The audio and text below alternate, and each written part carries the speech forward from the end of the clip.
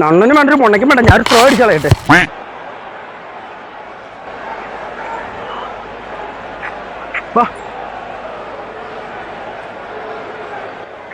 Neighbour നീയല്ല അപ്പക്കറ്റ നീ വാ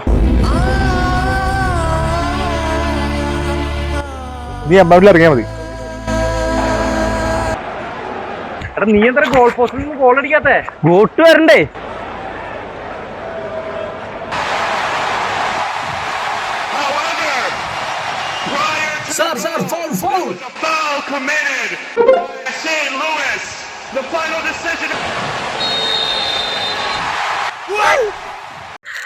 അങ്ങനെ കളി കഴിഞ്ഞു.